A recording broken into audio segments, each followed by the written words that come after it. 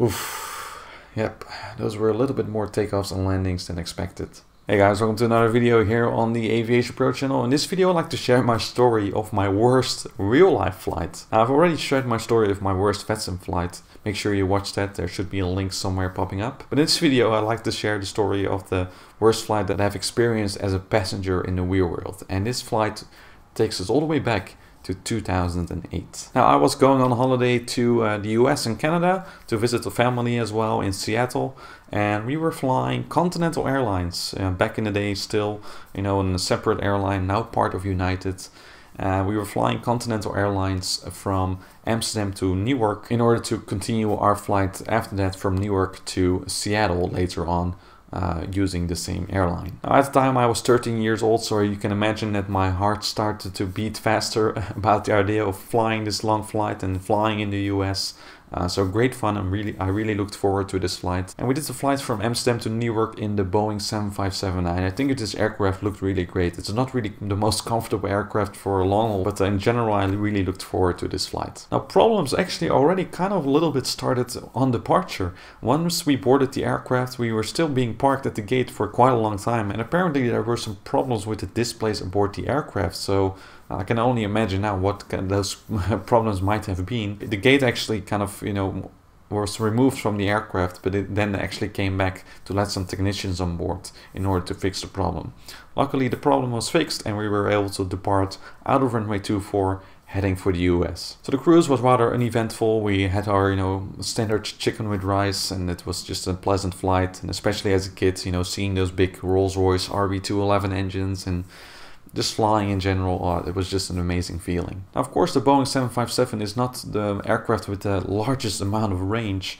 And once we get closer to Newark, we were circling. You know, you kind of noticed that on the descent, the aircraft was staying around at one position. And then, of course, you know, you think about, oh, what's happening? Is the airport closed or something? And unfortunately, that was the case. There were a lot of thunderstorms over Newark, so we simply could not land at this airport. Now, of course, it was quite a disappointing situation, but secretly I thought, well, maybe if we divert, we can get another takeoff and landing, and it would be quite good for the experience. And actually, that's what happened. We heard the PA announcement from the flight deck saying that there were thunderstorms around Newark, that we're going to be circling around for a little bit longer. But if we could not land, we would be diverting to Bangor.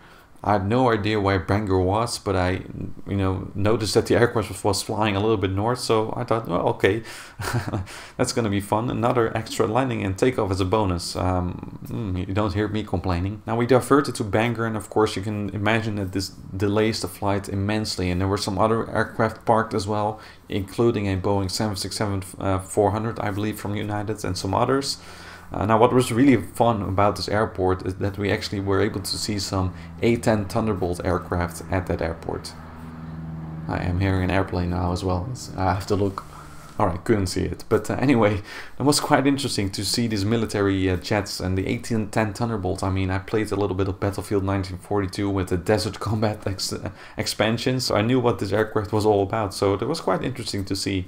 But of course, the delay was terrible. We stayed at the ground for about 2 hours, just, you know, sitting in our seats. And eventually we flew back to Newark when the weather was cleared. So we were on approach, everything fine. You know, the weather cleared up. We had a very beautiful view over New York City, which was really amazing. We landed, but then of course the trouble started. Now, of course, when an airport opens right after a thunderstorm, a lot of aircraft are coming in at the same time. And as you can imagine, because we wanted to fly to Seattle, we missed our connection flight. So by the time we arrived at Newark, you know, it was already kind of 8 o'clock local time in the Netherlands, so kind of the evening, almost time to go to bed. And, you know, we had to stay at Newark Airport in lines for a very, very long time. Really tired, trying to sit on your suitcases and all that stuff. Just trying to get to the desk of Continental Airlines in order to find out, okay, what's next? We missed our flight to Seattle. What do we have to do? So finally, after a long time of waiting, we finally arrived at the desk, and we would be given a flight to Seattle the next day early in the morning.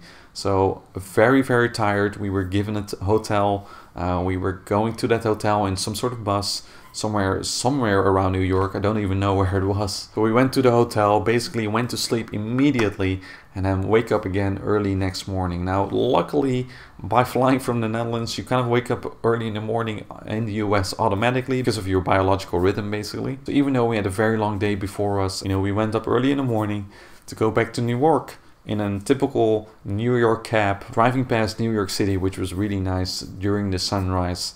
And we arrived in New York in order to catch our flight in the Boeing 737 of Continental Airlines towards Seattle. And luckily this flight was uneventful. It was a really amazing arrival, flying over the Rockies.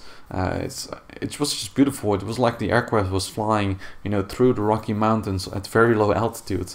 Because of course you have to approach Seattle, by crossing the Rockies first. So it was an amazing sight. I still remember it to this day. So that's the story of my worst flight in real life. But looking back at it again, it was not that terrible for me.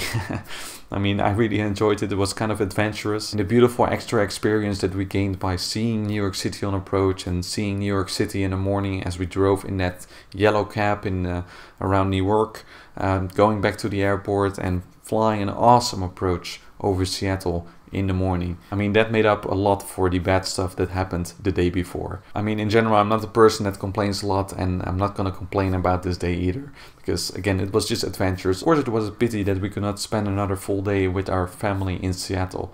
But again, in terms of what has happened the day before regarding the flight itself, I don't feel really bad about it. And I think overall, the airline and the airport did a great job, and I still had a good experience, even though this was my sort of worst flight. So if you have any stories to share of any real world flight that you flew as a passenger or maybe as a pilot, feel free to share that story in the comments section. I would really love to hear those stories and kind of experience what you went through on your worst flight in real life. So thanks for watching this video here on the Aviation Pro channel. I hope you enjoyed it. If you enjoyed it, make sure you give a like and make sure you check out some of my other videos. And if you'd like to support this channel, head over to patreon.com/aviationpro.